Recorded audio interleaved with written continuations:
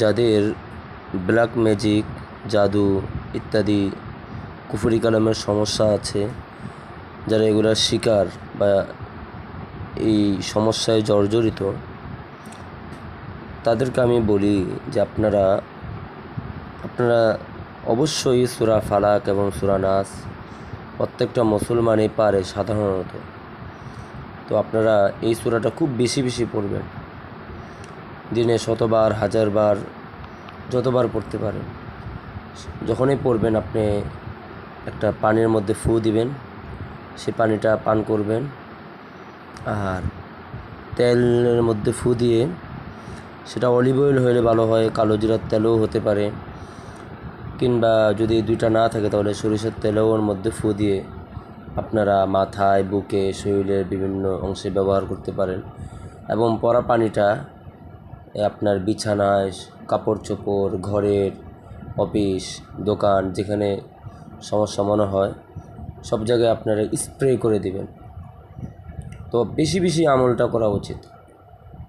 আমল করার আগে বেশি বেশি ইস্তিগফার পড়া, দুরূদ শরীফ পড়া, সূরা ফাতিহা পড়া, আয়াতুল কুরসি পড়া, আর বিশেষ করে সূরা ফালাক, নাস।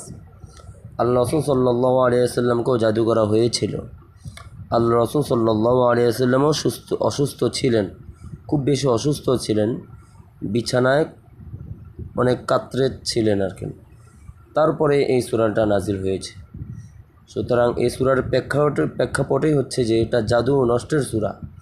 এই সূরাটাগুলো পড়লে জাদু নষ্ট হয়। এখন ধরেন একজনে একটা পড়া তার 100 বার পড়লে মুখস্থ হয়, আর একজনের 30 বার পড়লে মুখস্থ হয়। এখন একজনের 100 বার পড়লে মুখস্থ হয়, সেই যদি 100 বারই পড়ে, বা 100 বারের জায়গায় 150 বার পড়ে, 200 বার পড়ে, তো মাশাআল্লাহ ভালো। কিন্তু যার 30 বার পড়লে হয়, সে যদি 10 বার বা 15-20 বার পড়ে আর না পড়ে, তাহলে তো সমস্যা। তাকে তো 30 বার পূর্ণ করতে হবে। এরকম আপনার উপরে যে জাদু আছে, আপনার জাদুটা কাটবে। আর আমাদের ইনকামের মধ্যে ভেজাল থাকে, আমাদের লক্ষ্য উদ্দেশ্যের মধ্যে ভেজাল থাকে, আমরা গুনাহমুক্ত জিন্দেগি যাপন করতে পারি না। আমাদের তো একটু বেশি করে পড়তেই হবে। আমাদের বড় বড় আল্লাহ ওলিদের মতো নয় যে আমরা 2-1 বার পড়লেই হয়ে যাবে। হতে পারে যাদের হয়তো মাশাআল্লাহ ভালো, যে 2-1 বার পড়লে হয়। তো আপনার যতক্ষণ পর্যন্ত আপনার উদ্দেশ্য হাসিল না হবে, আপনি পড়তেই থাকবেন। আপনার জবান যেন কখনো এই সূরাগুলো পড়া থেকে গাফেল না হয়। আপনি রাস্তা দিয়ে অফিসে যাচ্ছেন এবং অফিস থেকে আসছেন বাসে করে, যানবাহনে করে, মানে বাজারে যাচ্ছেন, মসজিদে যাচ্ছেন, ঘুমাতে যাচ্ছেন, তখন এই বেশি বেশি আমলগুলো করতে থাকবেন।